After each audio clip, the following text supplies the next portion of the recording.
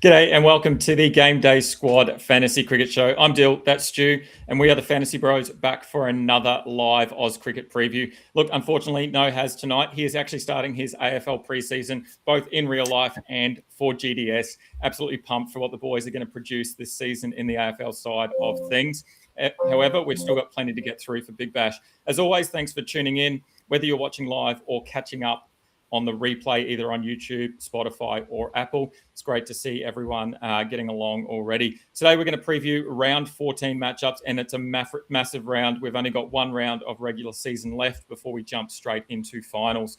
So if you are joining us, make sure you get your start-sit questions in the chat, and we'll do our best to answer those for you. I know over on Discord, we've already had a bunch of 50-50s head-to-head with players that people are keen on that we'll try and get through as well. Stu, we witnessed an absolute masterclass from the Brisbane Heat last night, particularly with their bowling. Look, they came back. They had one for the ages last night. The Hurricanes, what did they need? About 11 off 13 with Chowdhury at the crease, and he just couldn't get it done. Our man, Zaman Khan, who I put in the chat last night as well, was he worse than Shaheen Afridi? I think that was answered pretty quickly. Look, with that victory, it means the Heat are keeping their finals hopes alive. Are you keeping your finals hopes alive heading into round 14, mate? How did you go last round? Yeah, g'day, Dill. G'day, everyone. Thanks for tuning in. As always, Izzy's in here first. G'day, legends. Looking forward to another bumper preview. Mel's here as well. G'day, Mel.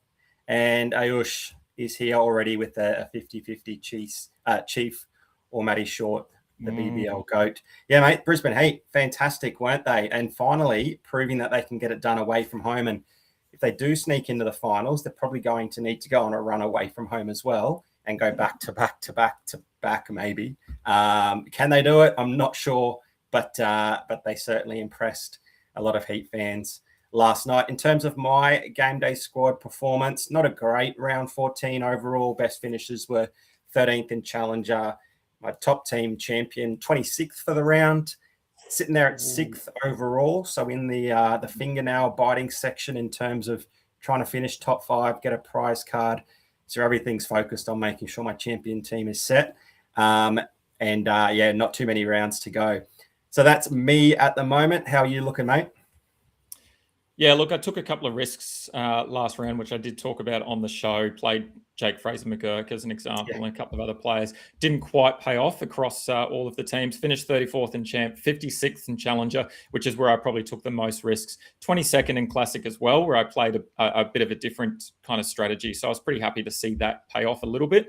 Obviously, with a lot of rain around over the next couple of days, that strategy, again, is going to have to probably come to the forefront. We're going to have a big chat about that. Has also sent through his ranks last round. He had a pretty disappointing one in Contender, 109th.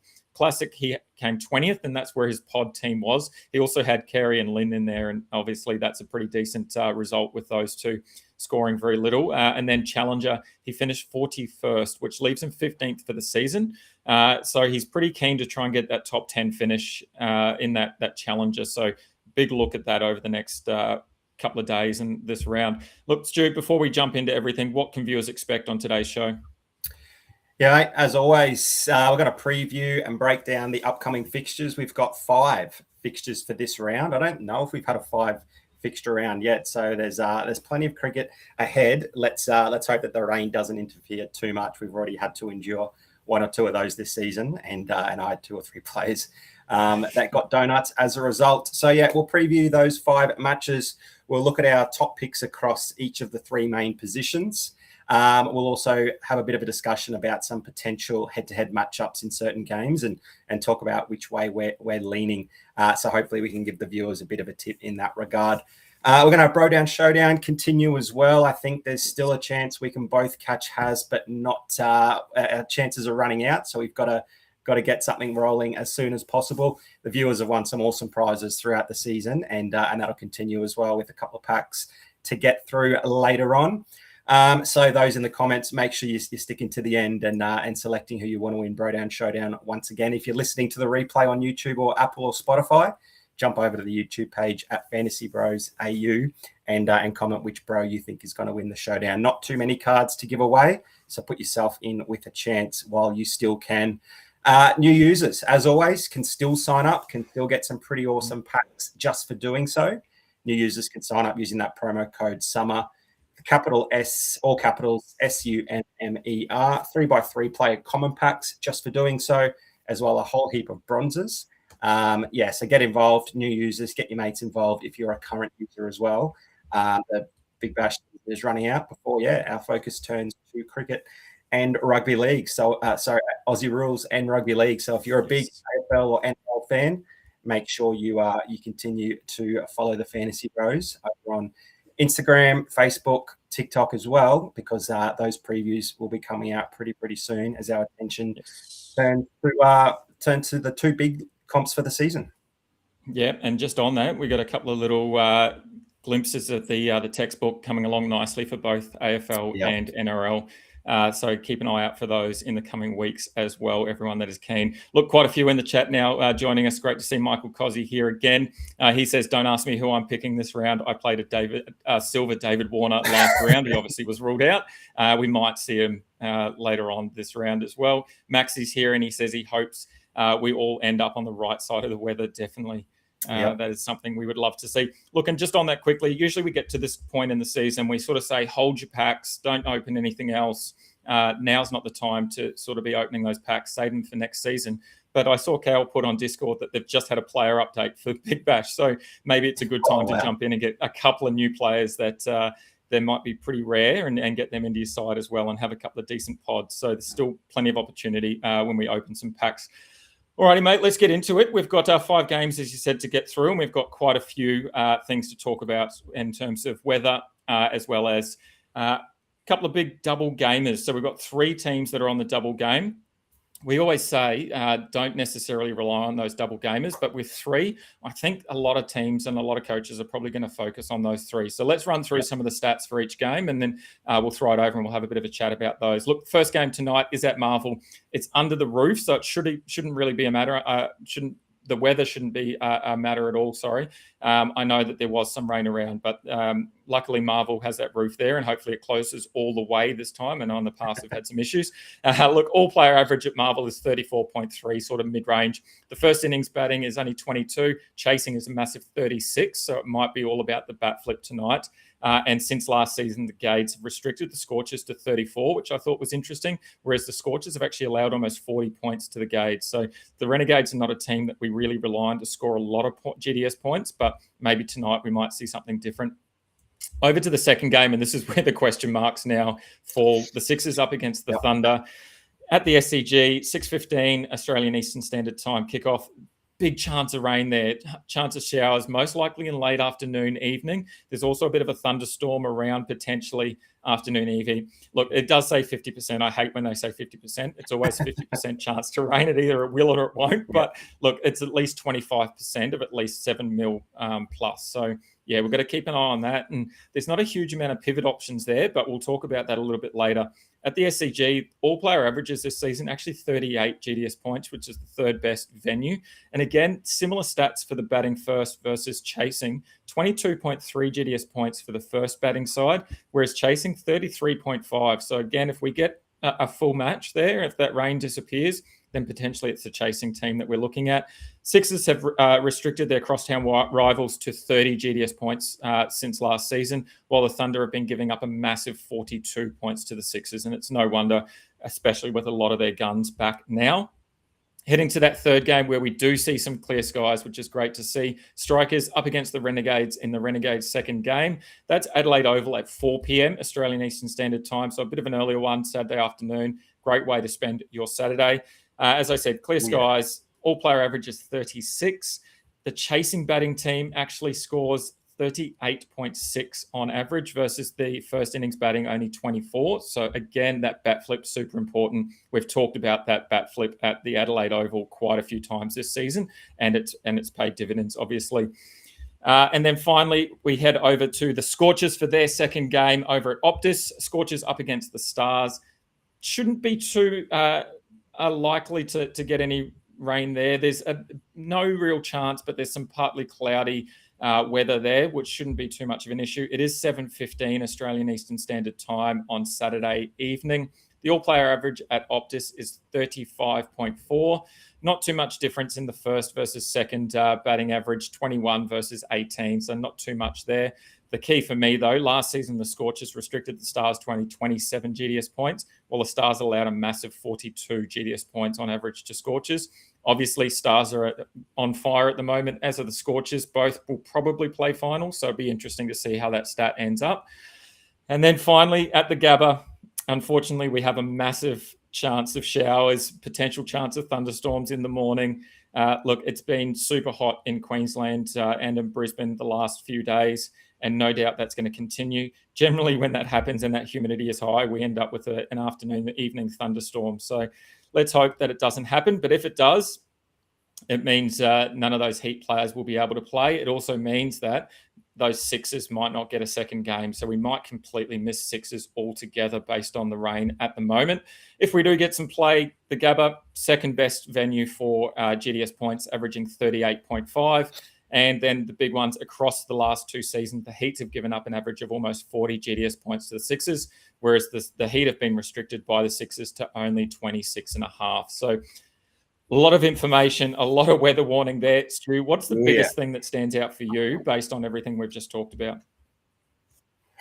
Yeah, it's not so much the stats actually for this round. It's certainly that weather and trying to balance targeting some of those teams with double matches, but also ensuring you've got some flexibility to pivot away, particularly for the boys in magenta there tomorrow night in Sydney, given the outlook on Sunday looks even worse. Yeah. So, yeah, we might look at the attractiveness of Sydney tomorrow. They've got the Heat on Sunday because they've got two matches in the round. We could get a shortened one tomorrow. Like, this is worst case, obviously, and we could get a washout on Sunday and all the Sixers that you're plugging in have a reduced score or dare I say it, even two donuts to follow up on the donut. If that Sydney smash was on tonight, even if there was weather around, if it was really bad, and with the Sunday forecast being pretty poor here in Brazil as well, you could probably pivot across to a few extra Renegades players easier, but we like plugging in a few extra Sixers this round over the Renegades, which haven't been too reliable. But then the issue comes, well, tomorrow, if the rain does get worse and then Sunday's still looking pretty bad, how many Sixers are you going to take a chance on in a potentially shortened affair? Because you can't pivot across to the Renegades. The Scorchers are locked out as well, and they're the other two teams on the double. So some really difficult questions for coaches, but that's what makes this game so good. I know some coaches have played it really safe in previous rounds and they haven't flirted with the weather at all. So I think some coaches might avoid some Sixers and plug in plenty of Renegades and Scorchers tonight. I'm not going to do that just yet. I'm going to hopefully leave a few Sixers spots up my sleeve, but then pivot across to, the remaining teams. And of course, the strikers, maybe some Stars as well. And if worse comes to worse, fingers crossed and pray for the Heat on Sunday. So, yeah, look, we've got to stay flexible as a cricket coach. I'm not going to panic just yet. Give me 24 hours. And if the weather's still pretty poor in Sydney, then the panic alarms will set in. But at least we've still got a couple of decent pivot options. Like you mentioned, the Adelaide game looks a pretty good one to target some of the Adelaide players. Hopefully, they can bat second, given the success that chasing teams have had down there at Adelaide. If worse comes to worse, then let's look at some Stars players available. And let's be honest, they've been really good. They don't need two matches to succeed. The likes of Sammy Harper, despite a down game last round, Stoinis, Curran, those blokes have been on fire. Siddle and Ralph have been decent as well. Schwepson's bowling really nicely. So at least we do have some pivot options. I'm going to say let's not panic today. Panic tomorrow if we have to, but at least we've got some options moving forward. What's your take on all of that? Yeah, I would love to not have to panic today, but I'm sort of sitting here looking at my team at the moment, and I've got 5 Sixers in one of my teams, and yeah, that's a lot. We had a little bit of a chat beforehand, and I've got my pivot options ready to go, but yeah, like you said, I think the Stars and strikers have given us enough GDS points across this season where I wouldn't feel too bad if I had to pivot to the likes of Stoinis, Curran, Harper, as you say. And then, look, we'll obviously talk a little bit about Matt Short. Jamie Overton is starting to find some form. I don't know what that means in terms of whether we play him or not, but there are some other options, obviously. But let's get into it. Again, if you've got any questions in the chat, feel free to chuck them in and we'll try and get to them. And as I said, those ones in the Discord we'll get to as well. But let's kick it off, with the top averaging batsmen, wicket keepers up to this round. And look, Sammy Harper, as we said, top of the pile there, still averaging 68. He had a down game with the bat, but he was still able to find some decent points there last game as well. A couple of catches and a stumping. It means he's still well on his way to topping the averages for the season. Cooper Conley should be picked in pretty much everyone's side, I think, this round, having the 2 matches. Obviously, that gold in batting and potentially bowling as well. Matty Renshaw comes in at 3rd on 62. David Warner, question marks over whether he's going to play this round or not. So keep an eye out on that closer to the time. And then Aussie's still with that average of 60 after not many the last night. Based on that, are we looking at targeting any of those? Or Stu, are you going to look somewhere else and target someone that we haven't really talked about all season? Yeah, I think you're spot on with the Cooper Connolly shout. That's an obvious target. We don't need to speak too much about him, I wouldn't imagine. But no, I'm going to look elsewhere for a couple of other spots in my team, and one of them from the bat wicketkeeper position will be a man with a 0-point total score, 0-point average, despite playing 1 match so far this season. Unfortunately, that resulted in a DMP. And of course, I'm referring to the great Steve Smith, who absolutely thrives at this time of the year, following a Test series victory when he pulls on the pink colours for the Sydney Sixers. I got him at the top of the batting pool this round, even with some weather concerns around, but it's just because of how dominant he was last season. And he looked okay in his return to the Big Bash in those pretty poor conditions a few days ago. But if anyone needs a reminder about last season's stats, he played 3 matches at the end of the tournament. He piled on 231 GDS points in those 3 matches. At a super average of, 115 or something. He had 173 runs, 12 fours, 11 sixes, and opening the batting is what's excellent. We saw that again with their washed out match, that he's not going to bat at 3 or 4 like he does for the Aussies. He's got that direct role at the top of the order there for the Sixers, and he's absolutely fantastic when the field is up. He can pick the gaps, he can play a range of shots. It doesn't always come off, it doesn't always look pretty, but when he's on a roll, boy, can he find the boundary and clear the fence. So I think that match he returned, he only got the 19 from 16. He finished not out, so he was certainly could have gone on to anything, really. He looked a little bit scratchy, but the fact he still stayed around, he hit a 4, he hit a 6, probably just, blew a few cobwebs out in that transition from Test to the short form. He's had plenty of time between that innings and now to work on that short form batting. I think he's primed for at least 1, hopefully 2 big innings. Obviously, if he gets the go ahead, the red flag is obviously the weather for me. It's looming in Sydney tomorrow. It looks pretty dangerous on Sunday, but Smith's scoring profile is exactly what we'd want when a match might be shortened. So as long as the match goes ahead and we do get a result, Smith only needs that sort of 15 to 20 ball cameo, and he can race along to 30 or 40 very quickly. So if we do only get half a match and it does go ahead and we do get scores locked in, him batting at the top of the innings there, he's going to go after the bowling. I think we can still return a fairly safe result there. But the fact that the cherry's just dangling there are 2 Sydney Sixers matches on the score sheet. At the moment, he's in most of my sides. I can't leave him out, particularly even if they had 1 match. I probably couldn't leave Steve Smith out. The fact that they've got 2, yes, I know weather is a big concern, but he's in there at the moment. I'll reassess tomorrow night. If it looks like tomorrow is even unlikely of getting any play, it's a really easy pivot. If there's any chance that he'll see some meaningful time tomorrow night, he'll still be in, and it would just be a benefit, a cherry on the top, if he does play Sunday with the chance to build on that score. So, yeah, the 2-match schedule is awesome. He probably still makes it if they've got the 1 game only. But, yeah, I hope we see something big from Smudge. I know you think I'm pretty biased because I've got his prize card, but no, we saw enough in that first match. We've seen enough over the previous seasons. Lock Smudge in for a big one, I say. Yeah, I was going to actually mention it wouldn't have anything to do with your prize card. But look, no, you're 100% right. Obviously, elite average that he had last season. But I think the other key thing for me is that, we sort of look at Smith and we think he's that typical test match batsman, which, he obviously is. He's got all his accolades there from a test match point of view, but he can transition really well into the T20 arena. He is able to increase that scoring quite significantly, and he can get that strike rate up quite high. As you said, he hit a 6 and a 4 the other night, and he can turn it around and just take a 15-20 runs from 15-20 balls into a 60, 70, 80 from 40 or so. So yeah, really keen to see Smith actually get out and have a decent bat, just as long as that rain hides away and we get a proper game there. Look, Luke Skipper is here. Great to see Skip, as always. Warner with 1 game and injury cloud, or Seifert Brown /JFM? That is a great question. I'm going to talk about,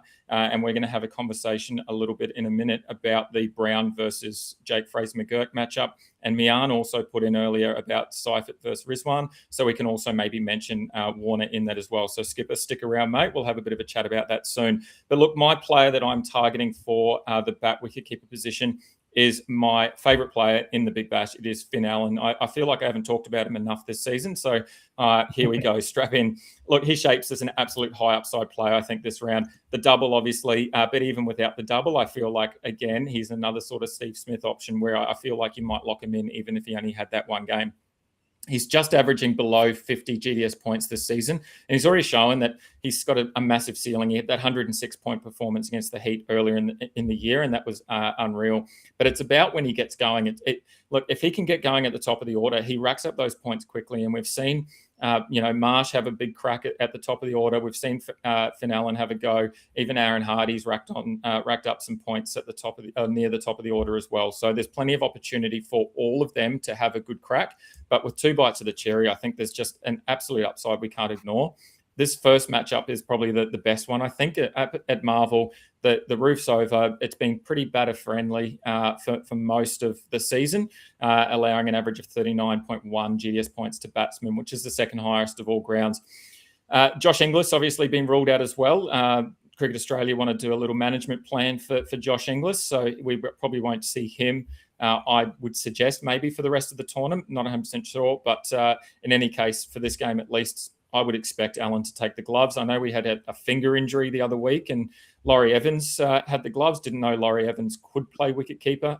And at the end of that game, I still question whether Laurie Evans could play wicketkeeper or not. It was a pretty disappointing outing. So hopefully Allen is going to take those gloves again and we get to see some potential upside. Obviously, he doesn't have the wicketkeeper status in GDS. He's got the batsman status or the batsman position. But wicketkeepers against the Renegades, they've actually scored 46.5 or averaging 46.5 GDS points, which is the most in the competition as well. So I would expect there Allen should have a big game in this first one. It's going to be the second game that's a little bit tougher. Allen heading back home at Optus against the Stars. The Stars obviously have some pretty decent bowling options. They've had a great season already, but Allen's probably struggled the most at home, which is quite surprising. You'd think the ball coming on quite nicely onto the bat with that speed and that pace and that bounce, you'd think it'd be quite a decent outing for him, but he's only had a top score of 56 there. But with that double game, I think, look, again, we reiterate, double game, the best score is the one that counts. I think I'm happy to back Allen based on both the ceiling that he provides and then the opportunity for him to have the gloves and potentially take a couple of catches behind the stumps. Yeah, you don't need to convince me. He's certainly high up on my priority list, given the double, because he's got such a high ceiling. You're just a bit more confident that he can at least deliver in one of those matches. You'd be a bit more touch and go maybe if he's only having that one game at home. Scores of 16, 43 and 8 with the bat at home. He's still proven that he can get off to a start. He's just got to sort of knuckle down and get going. A lot of his matches actually with the bat, he's gotten going, but he just hasn't gone on with that big one that we saw a few times last season. I think you're spot on. I think he's a great play. He's got the upside. The weather won't impact him like it will a number of those other players, particularly from Sydney or Matty Renshaw for Brizzy. So yeah, no pushback from me. You don't need to convince me a lot. I think he's in for a great round, and he should be pretty popular alongside Cooper Connolly, I'd imagine. Yeah, definitely. Those probably the top two that I'd pick straight away. Put Smithy in there, and that's a pretty elite looking bat wicketkeeper position there, along with potentially Flip, or if we need to swap that over to Harper, I think that would look pretty good there. Look, as I mentioned, we are going to debate a couple of players. The first one we're going to talk about is Jake Fraser-McGurk versus Josh Brown. I obviously talked about JFM last show as a potential pod against Brown. Both players ended up surpassing that sort of 33 plus average mark that we've seen for batsmen throughout the season. However, Jake Fraser-McGurk probably just got one over, just on Brown a little bit, scoring 51, which was 3 more than Brown, but it came about from his catches more so than anything. I think he had 3 catches in the field, which is pretty good to see. Both players now have the 2 games, one obviously under the Dome tonight, and then one over at Adelaide Oval, which, as we said, really important, that bat flip. If you're going one way, Stu, which one are you looking at out of those 2? And then I guess the follow-up is, would you just take one of them over Warner with the injury cloud, or would you wait and see? Yeah, so this will help Skipper out. Hope you're still here, buddy. I don't think I can go with Warner. He has said obviously that he would love to play in the smash against their crosstown rivals, and he'll probably do everything he can. But how fit, how good is his knee going to be? He's obviously getting on in terms of age. He's very he loves his cricket. He's going to he wears his heart on his sleeve. He's going to do everything he can to get up there. But look, he's had those couple of massive knocks over the previous week. The body's got to be feeling it. The knee's not going to be 100%. We know that. I just couldn't trust him when you've got so many other good options, and the likes of JFM, Brown or Seifert on the double. For me, to answer that question, no. Warner's down that list. Can he go well? Absolutely. Will people with his all-star be playing him? Probably. It makes sense. But I think there's just too many question marks or negatives surrounding his situation, and a few positives surrounding some of the other players.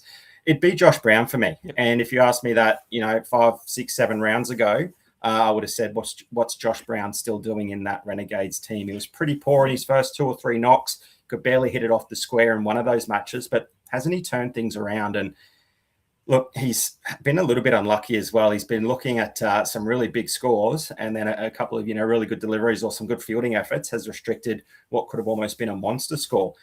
We keep saying it. Someone in such good form has to have a down week at some point. That could be this round for Josh Brown, but you can sort of pencil that out a little bit or rub that out a fraction, because he's got the double just in case. He might not go so well tonight, but that's okay. Chances are he's going to have that big explosion again not too soon after. So because he opens the batting, because he's been the man in form, Seifert has been a little bit too impatient. Yeah. He's not hitting the ball as cleanly. Yeah, I think Joshy Brown holds the biggest ceiling of that lot. I just can't get to JFM after what he's shown. I think last season he might have had one explosive match, so that could happen this round. There's just nothing indicating that. Bit of safety, bit of form, bit of explosiveness up the top. Give me Josh Brown. Yeah, I think JFM actually had that explosive game. I think 95 GDS points, or maybe 95 runs against the Heat at Marvel. So potentially tonight could be the one. The other thing for me, I'm going to lean JFM just because of the stats and what the stats are saying.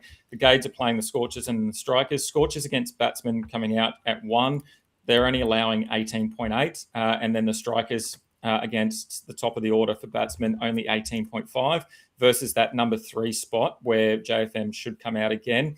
The Scorchers are allowing almost 50 GDS points to number 3s, and then the Strikers are allowing 30 to number 3s. So purely based on that and no other reason, I'd be leaning towards Jake Fraser-McGurk, but I can see the argument for Josh Brown. He is in a different sort of form that we probably haven't seen him in for a while.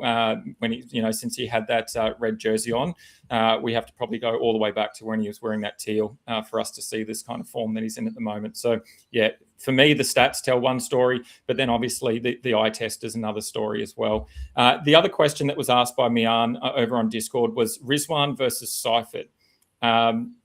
Do you have any thoughts about Mohammad Rizwan at all? Surprised that he's even named in the side to start with? Yeah, what sort of mindset is he going to be coming into this fixture with? Maybe a big point to prove, and wouldn't that be exciting if he just comes out all guns blazing and a big, maybe a big farewell, a big send-off, a big up yours to the Renegades, because he's obviously very frustrated about getting hooked and then Sutherland, not really going on with, I think he got 1 run or something before getting run out. So, yeah, kind of every right to feel dirty, but coming out and, voicing some frustration. I don't know if that was the right call. Maybe he comes out with a point to prove. I don't know. He's been out of form. He can't hit the ball to the boundary consistently enough. The other three that you've mentioned can. Seifert's form hasn't been great, but I wouldn't be going near either of them, to be honest. Yeah, I agree.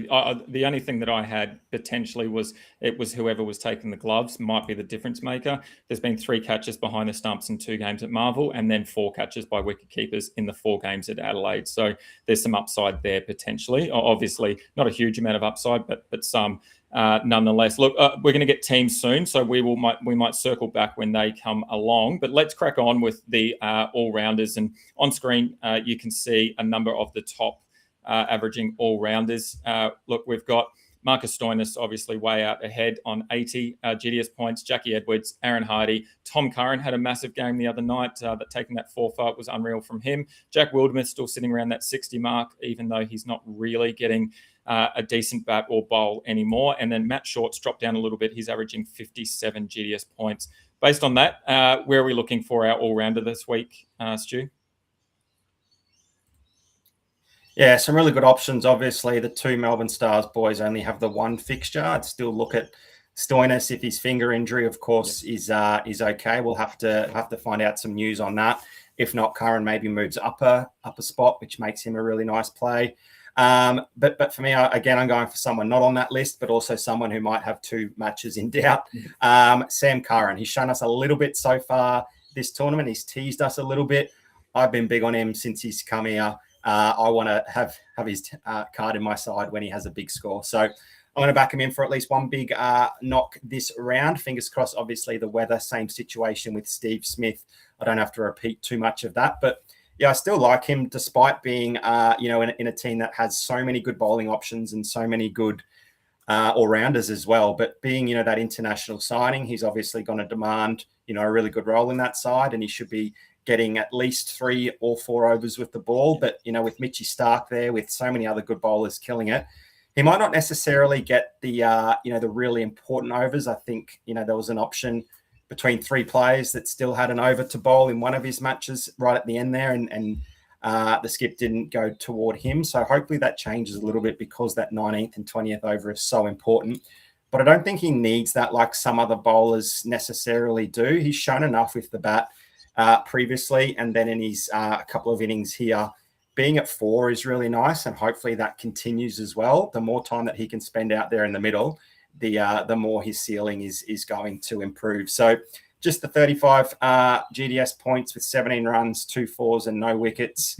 That output, on the surface doesn't look very good, but we should expect him to, have a really good role moving forward with both bat and ball. Has told us all about his stats in the ILT 20. If you listen to that episode, viewers, you'd know exactly how much form he was coming into the tournament, where he led his team to a really comprehensive tournament victory, and was actually a better batsman than he was with the ball, but he was still elite with both disciplines as well. So, look, I think he holds some top score potential if the Sydney Sixers get both games, just because of how good he can be with both bat and ball. Jackie Edwards, maybe has been a little bit more consistent with ball, but a little bit limited in terms of what he might be able to do with the bat in terms of comparing them position for position, given Sam Curran is likely going to be higher in that order. Again, reassess tomorrow evening if that match doesn't look like it's going ahead. I think a lot of coaches will look at Edwards, even Dwarshus, Abbott, Mitchy Starc's in the bowling lineup. Gee, that Sydney Sixers team looks red hot. They're going to take wickets. They're going to get catches in the outfield. They're going to score runs. I'm backing Sammy Curran in as one of my 4 all-rounders and pretty confident that he'll put something together.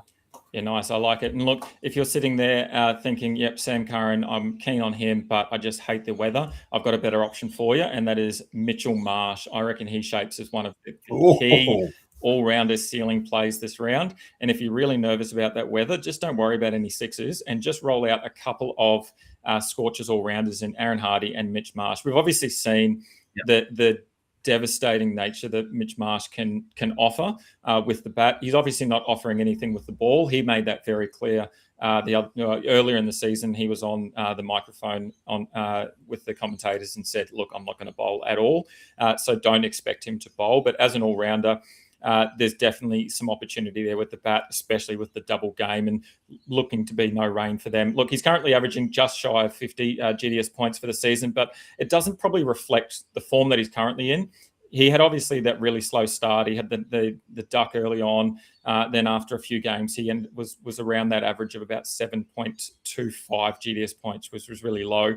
But from there, he's just completely turned things around, and he's now averaging a massive 91.5 across his last 4 matches. So we've already seen what that kind of looks like when he's at his best. Marsh has produced probably 2 genuine ceiling games across that stretch. He scored 155 points against the Canes and then 116 against the Strikers.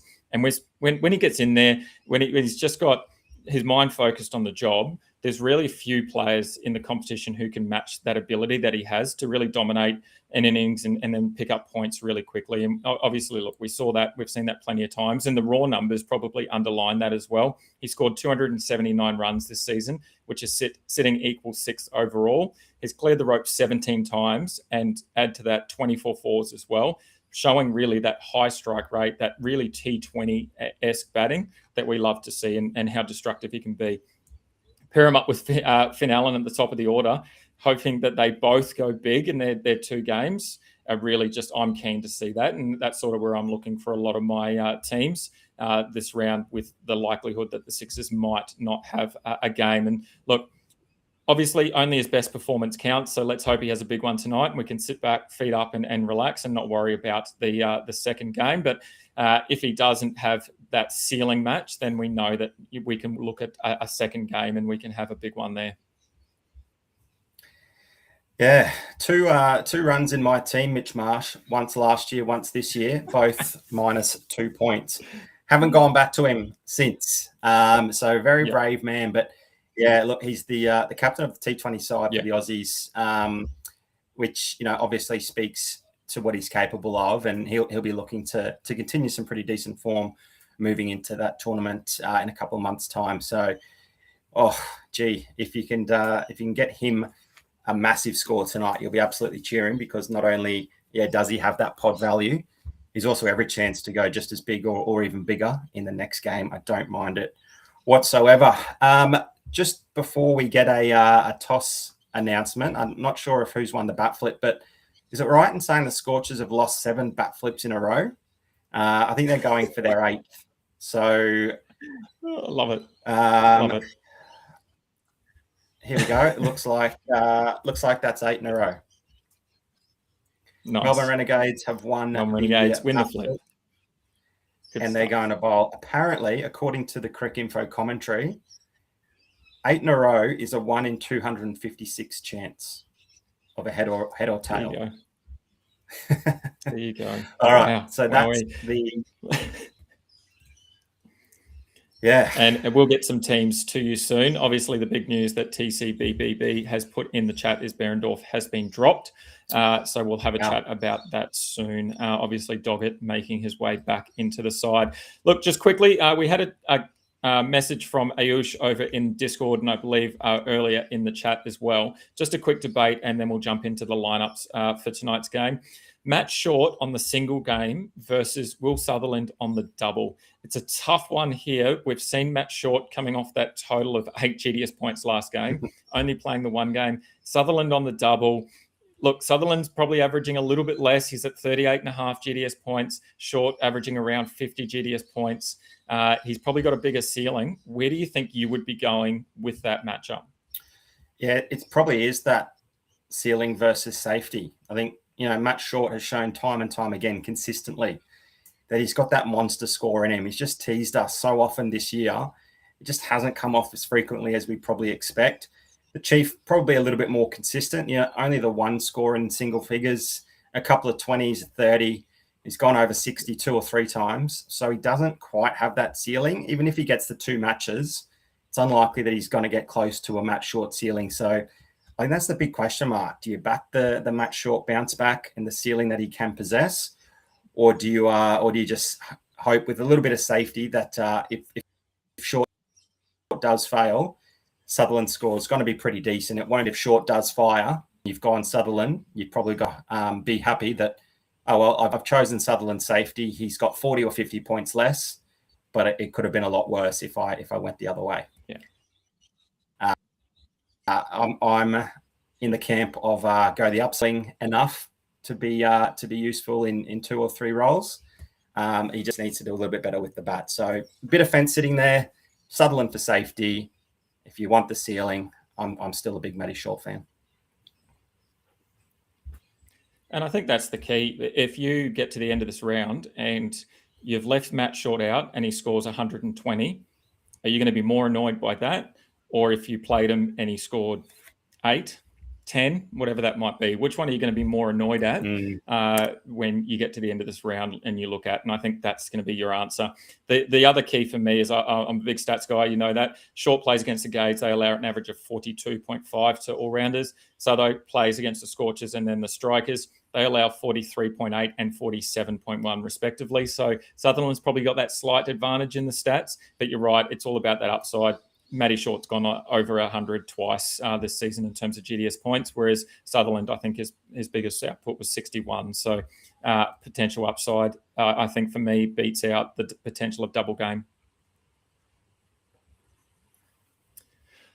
As you can see on screen, we've got the Renegades lineup. Joshy Brown, Tim Seifert at the top of the order. Jake Fraser-McGurk coming in at first drop. Rizzy's got the gloves again at 4. Harry Dixon at 5, which is an addition there. Hassan Khan, their all-rounder at 6. Sutherland 7. Sam Elliott retains his spot. Gurinder Sandhu's been in some unreal form. And then Doggett comes in with Adam Zampa. And then on the other side, we've got the Scorchers. Mitch Marston, Finale at the top of the order. Cooper Connolly at first drop as we expected. Aaron Hardy, should have a massive game at 4. Ashton Turner, Laurie Evans, Nick Hobson. Laurie Evans it doesn't detract from my Finale statements before. We have seen in the past though the wicket keeping thing next to the players, and then it turns up not necessarily happening as well. So we'll just have to wait and see with that.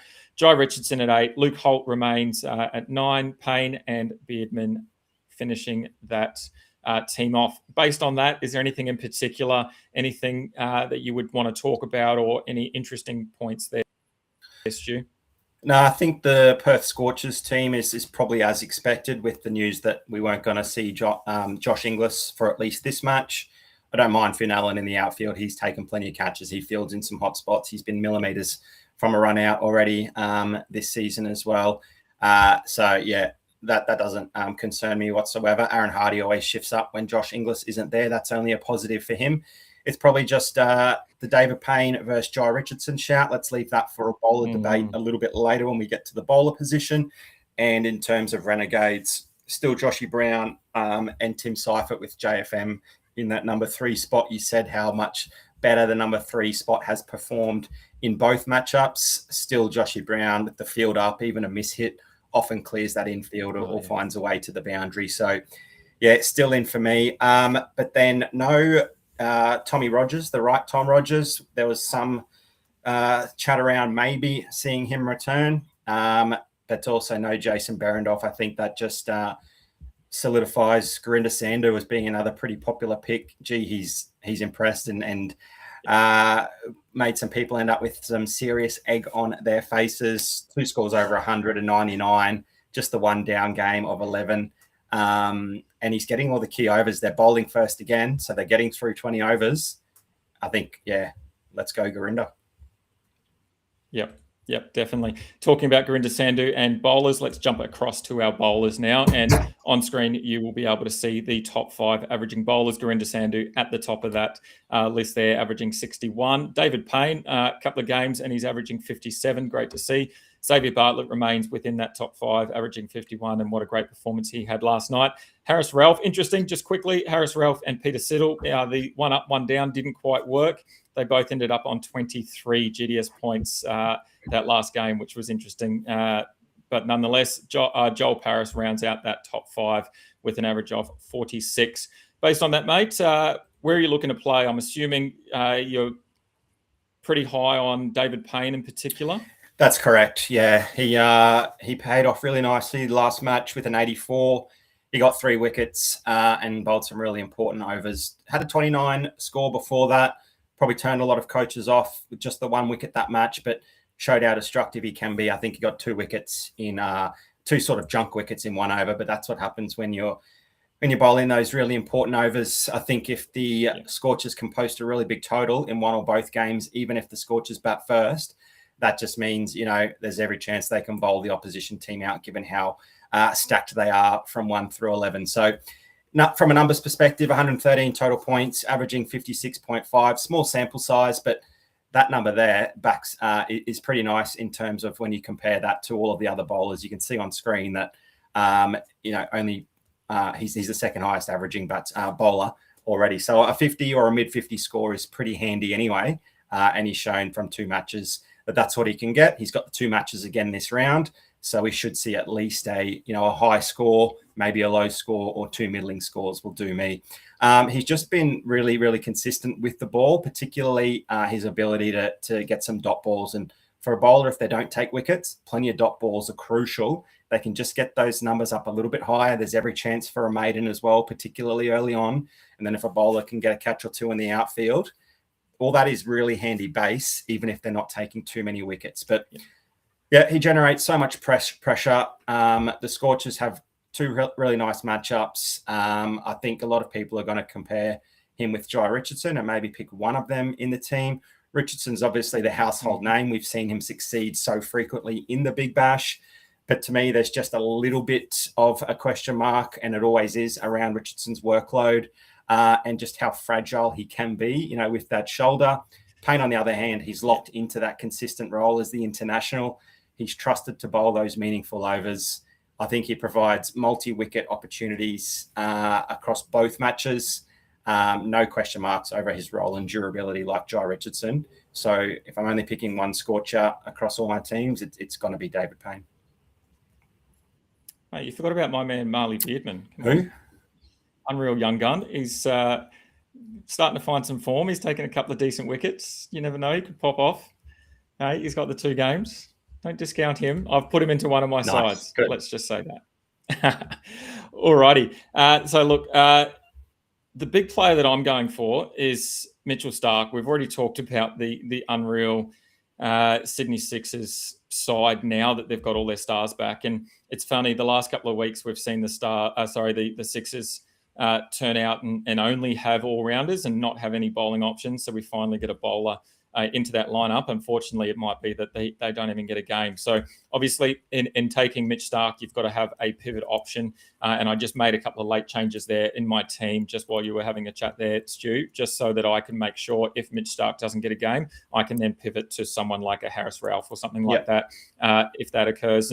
But look, I think Mitch Starc is going to be one of the most exciting picks of the round. He makes his long-awaited return. It's been a long time since 2014, 2015 season where we last saw Mitch Starc. And I know that he's been on the books a couple of times. He's just never had that opportunity. Now he does. And look, he's only played 10 career BBL games, which is absolutely insane to think that for how long he's been around. And I know they showed some some footage the other night of him knocking over a number of poles, and it was unreal to watch him in action. But his numbers are absolutely elite in Big Bash. He's had 20 wickets from 10 career games at an average of 14.85 and a strike rate of 11.2.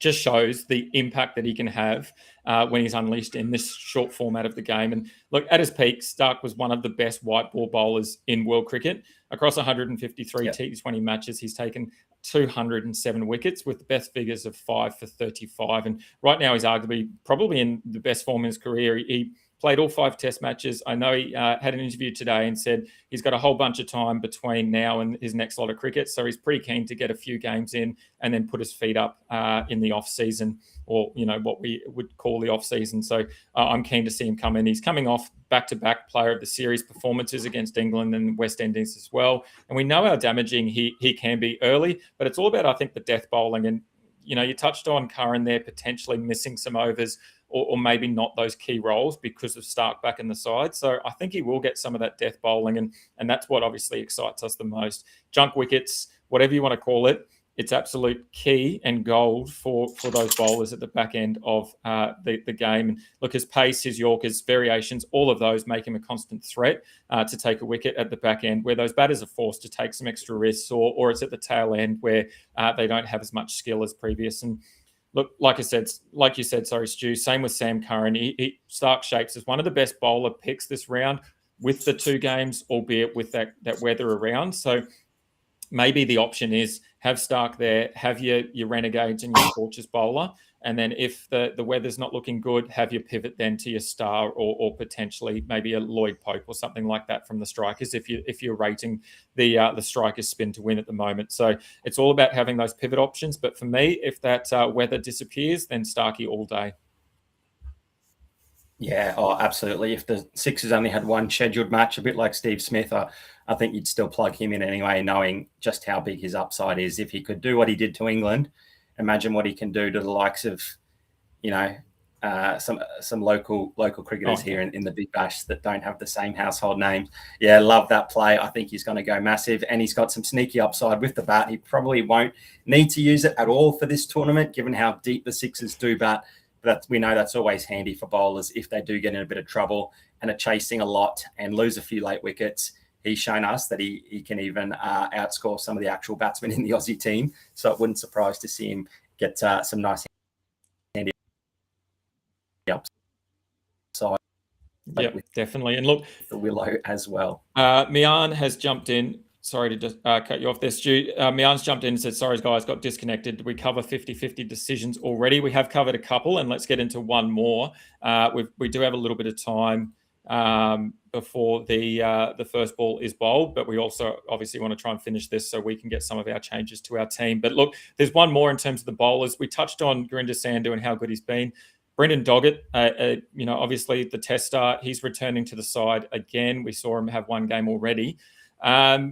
If you had to make a decision between Gurinder Sandhu or Doggett, are you going to lean with the experience that Doggett has, or are we going to go with sort of the form that Sandhu has after, like you said, hitting 100 GDS points twice and then 99 as well so far this season? Yeah, I think he's just been too consistent and too good, and that obviously earns a lot of respect from the captain as well. Just because an Aussie test bowler is coming back into the fray doesn't mean that Gurinder is going to be underused or not getting those important overs. He's been given the ball time and time again and done the job for his skipper whenever he's asked. So the Doggett inclusion is obviously going to be very positive for the Renegades.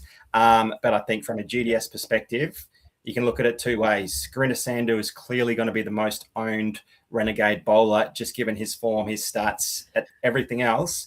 Brendan Doggett is just as good, if not a better bowler than him. So he's got every chance to get a bag of wickets himself, and he's going to be the underplayed guy. So we've seen the form. We know what we can sort of expect from Gurinder Sandhu. He's got the 2 matches where he can get at least one big score. There's nothing wrong picking Brendan Doggett, but there's just nothing saying that this is the right choice. Pick what we've seen, pick what we know works. Every other coach is going to do it. So just find your pot elsewhere, I'd say. Yeah, interestingly, Brendan Doggett did play one game earlier in the season, game 30. Neither of them in that game scored any points. They both had sort of less than 10, I believe. So there's no real stats to back either one when they play together. The great thing for me is if you pick either, I think the stats are on your side. Strikers allow an average of 44.8 GDS points to bowlers, which is the most in the competition. And fast bowlers themselves average 38 GDS points. So that's a potential option there. You could play both of them. If you're concerned about Stark and the weather and you don't want to have that pivot, then you could play both of them knowing that they've got the 2 games.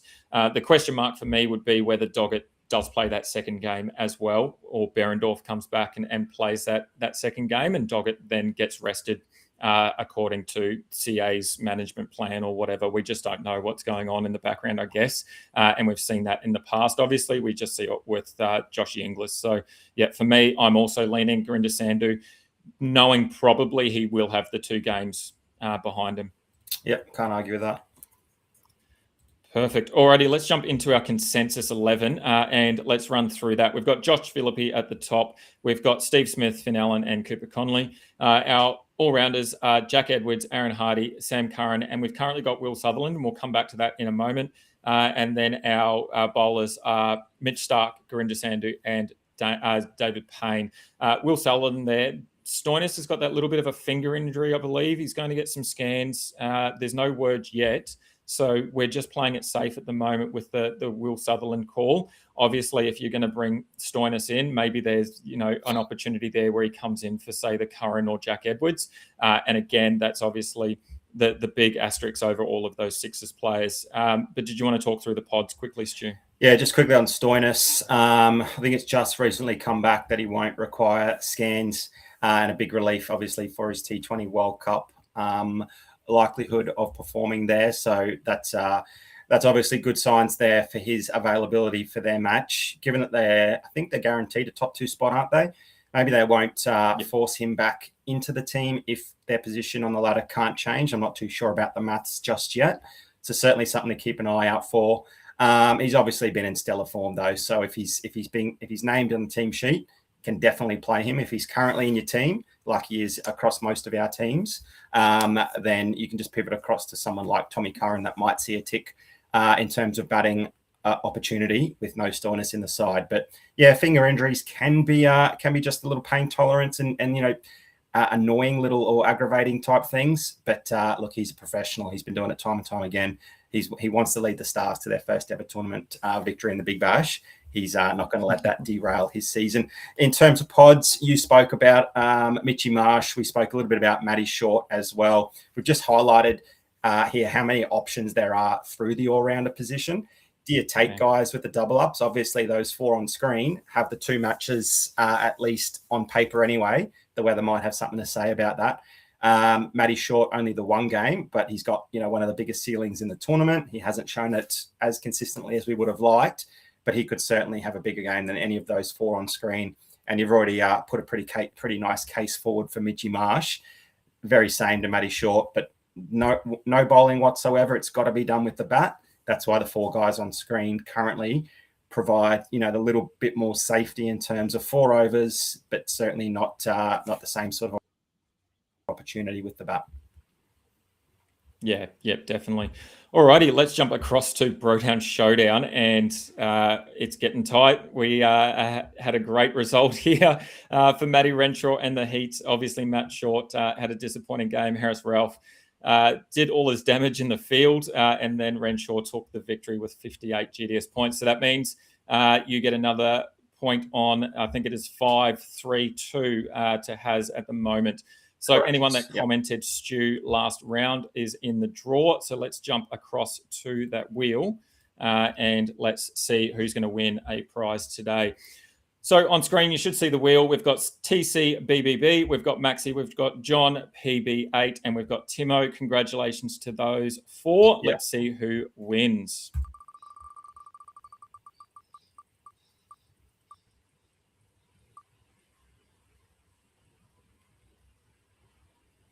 Unreal. It is TCBB. Great work, mates. Thank you for joining along. And then I'm going to jump across. I might just refresh.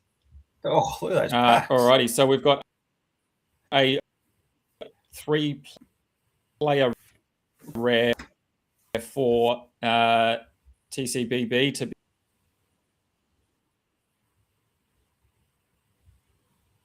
Yep.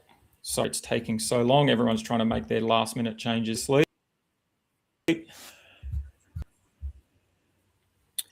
I currently am as well. 3-player rare coming up. Here we go.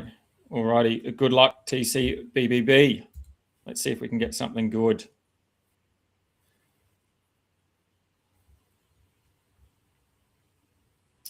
Alrighty. We're starting off with a Callum Vidler from the Heat. That is a gold. Riley Meredith gold from the Canes. And then we've got a platinum Cameron Boyce. So TC Triple B, hit us up over on Discord or Instagram and we'll organise those packs to you. Now, Stu, I wasn't super organised, so you can have a selection of either 3 1-player rare or a 3-player common. What would you like, mate? Just run with the common for the timing so that I can get my team sorted. Love it. That's a good call. TCB will probably get a couple of these as well, or he can maybe pick one. Unreal. Let's see what we've got here. We've got a gold Hayden Kerr. We've got Ben Menenti. Can we get a Sixers triple? And a Cooper Conley gold. There you go. There you go. PCB, if you're desperate for a Cooper Conley gold, if you don't have one, let us know. Chuck that into the trade as well if you want to get him before tonight's match. That's your call, buddy. Yeah, good call. Thanks there, Stu. Alrighty, on screen, we've all gone for the Scorchers this round. As I said, Haz is up 5-3-2. Great to see him on debut having a cracker. He's gone with Jai Richardson tonight. Aaron Hardy is Stu's pick, and then I'm going with Cooper Conley. So if you think that Haz is going to take it out, comment Haz. If you think Stu's going to get it done with Aaron Hardy, comment Stu. Or if you think Cooper Conley, the absolute gold mine that he's been this season in the bat position, is going to get it done, comment Dill. And just like TC Triple B, you can be in the running to win some Unreal cards, and I will be well more organised next game and get next round, and have some packs ready to go. Alrighty, make sure you get your comments in. That is about it for us tonight. Obviously, a lot of decisions to be made over the next 15 minutes. Plenty of things to consider with the rain around, with potential pivot options. I think for me, the best thing I'm going to do is probably load up on the players that I definitely want to play from the Renegades and the Scorchers, and then play my sixes at the moment, but have those pivot options ready to go from the Stars and the Strikers. I think I'm going to put a line through Heat players completely. Playing the last game with thunderstorms around, I just don't want to risk it at all. So line through the Heat, and then look at, hopefully, we get at least one game for the Sixers. If not, that's an easy pivot. And we're going to run with some Stars and some Strikers. Perfect. Alrighty. Thank you very much, everyone, for joining us. Don't forget, if you missed anything, you can head back to the YouTube channel and rewatch the next 15 minutes worth before the game gets underway. You can also catch up on Apple or Spotify. Thank you very much. It's been an unreal season. We've got round 15, which is the first part of the finals, coming to you. That'll either be Monday or Tuesday. We're just working out logistics there. Then we're also going to have the semi, or whatever you call the finals. I don't even know what the challenger, whatever they are. They'll be coming to you later in the week as well. And then we'll have a massive grand final show Sunday week. So stay tuned for all of that. Make sure that you are subscribing to the YouTube channel at Fantasy Bros AU. Check us out on Instagram, Facebook, Twitter, TikTok, everywhere that you get your social media and your content. Thank you very much for joining us, Stu. Good luck, mate. Any last minute words for the viewers before we head off? Can we do a rain dance? Is that a positive thing? A rain dance? Can we do the rain dance version where the rain goes away? We don't want rain. Yeah. Just for the next couple of nights for the cricket. I'm not sure what you have to ask for, but if anyone can get it in touch with the weather gods, no rain, please. But then send it out to the farmers that need it, etc. Yeah. After this weekend. Thanks for tuning in, everyone. Good luck, Dill.